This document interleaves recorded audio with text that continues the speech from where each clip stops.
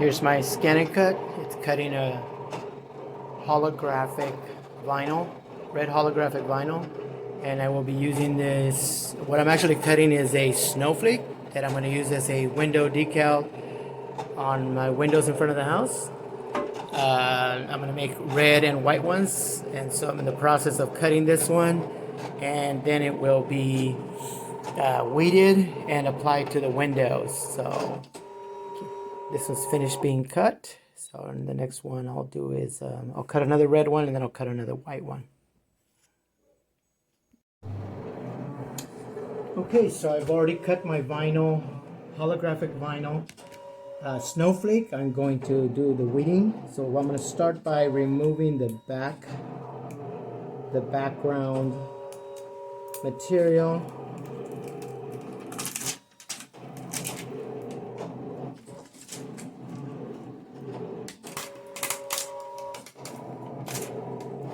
Peel it back.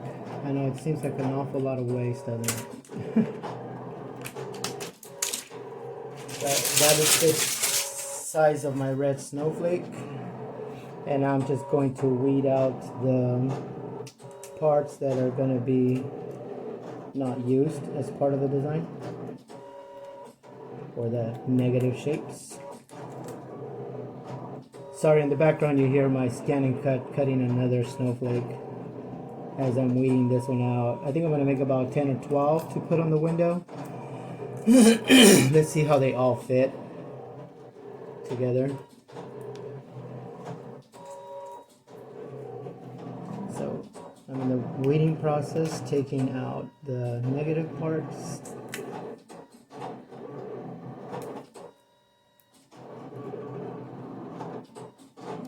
So I'm using this ceramic tool. It's basically like a pick or a probe or needle tool.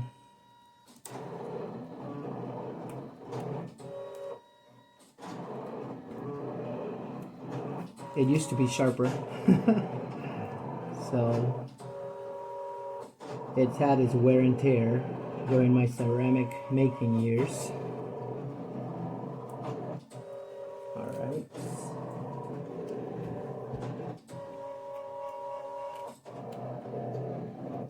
So once you get the hang of this, you can use the parts that you actually remove to stick together. Alright.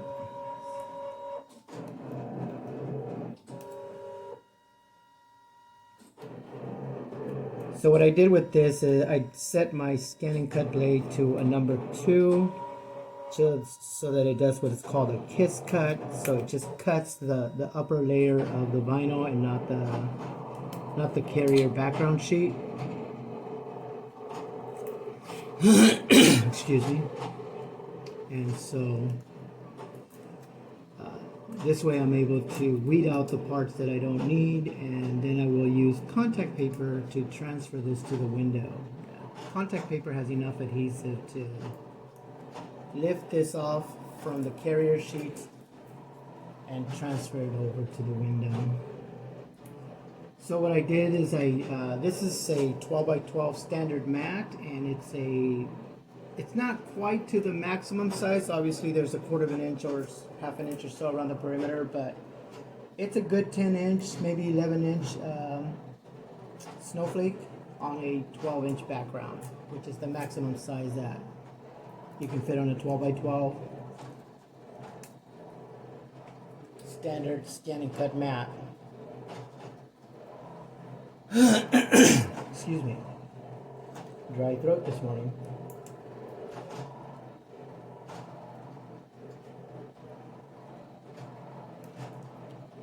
So this is Cricut holographic vinyl. Cricut holographic vinyl, and I'm making snowflakes with it. All right, I will put this in the window, and then at the end I'll show my results of what I posted on the window. Thank you. Okay, part 3 of this video. I have my contact paper that is cut 12 by 12 inches, and I'm going to peel back the backing so I can get some stick.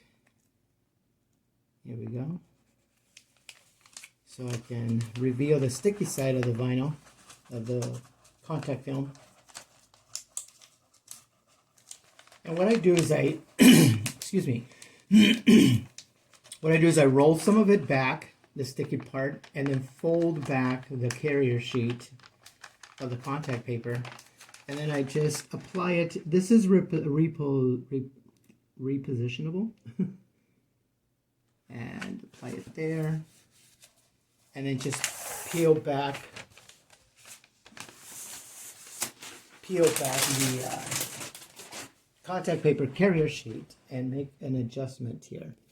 So next I have this long rubber mud tools by Cheryl or Sherelle ceramic tool. It's a hard rubber. It's a little bit flexible, but it's really nice to squeegee the surface of this project here so that it makes contact with the actual vinyl.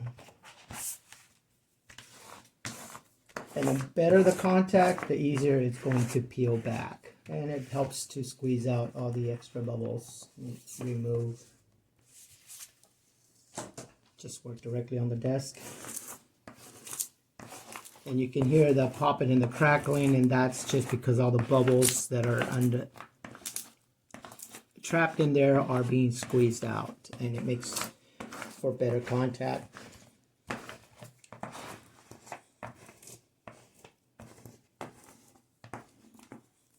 And then I go in there and give it a good extra burnish here just to make sure that it does stick to the contact paper. Just kind of really quick here.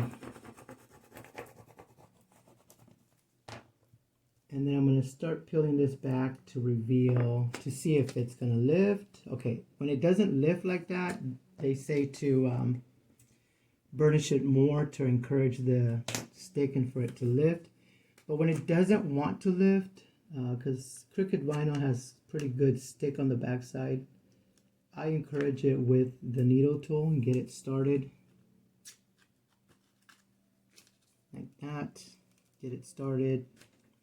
Okay, that one didn't come up. And just keep an eye as you peel back what didn't make contact here. And so just to encourage, I hope you can see this, my hands might be in my way. There we go. Come on. Sometimes the scan and cut machine, even though you set it on one setting for it to do a specific job, sometimes it, depending on the contact of the, here we go. Some areas are higher than others, I guess, or maybe I don't know, the way the blade works or whatever. It instead of making just a kiss cut, it goes a little bit past it. And so what I'm trying to do here is trying to lift the decal from its carrier sheet, encouraging it to come up. Now usually this comes up really easy. I just probably haven't spent more time burnishing it. But if you find that it's not peeling up as easy as you like it to, just spend a little more time burnishing it and it should be able to pick up. And hopefully without tearing it. What you don't want to do is allow for this to curl in itself. It will just ruin everything.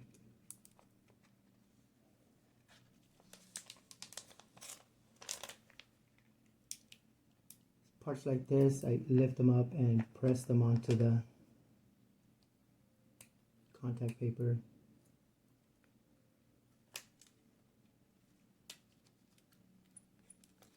I know that Cricut makes its own transfer tape, which has a lot of adhesive. It's so much adhesive that when you stick it to the surface that you want to apply it to, it's almost impossible to remove it, because the stronghold paper is stronger than the actual adhesive that's on the decal. and so it doesn't quite release it. Unless there's a trick or technique that somebody knows that I'm not aware of, I'm not sure how that. Maybe it's for a different kind of vinyl, that paper, that transfer paper. Maybe it's for vinyl that is more for automotive. That might have a stronger, where the decal itself might have, or the vinyl itself might have a stronger adhesive to it. So this is coming up pretty well. It takes a little bit sometimes of patience to do this, but once you do it and get it right, you'll lift it off of there and get it off the carrier sheet. All right, I'm gonna go put this on the window and I'll be back with another video. All right, so I'm showing here, this is part 4, I think, where I am mounting the snowflakes to the windows. This white one here has the contact sheet over it to transfer the design over to the window. And I'm burnishing it to the window so that it sticks. And then I remove the contact paper carrier sheet. And it's on there.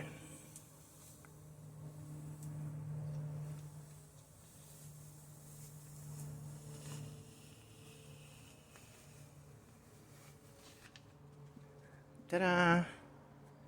I think those look pretty cool. I already have a few others over here. I got that red one right there, and I got another white one in that window, so I got quite a few more to go before this window is completed. Okay, here's the last results. I have decorated my front window with these vinyl decals, snowflake decals, and the word Merry Christmas, various sizes of decals. They're a little hard to see with all the glare, but there's some metallic ones or holographic.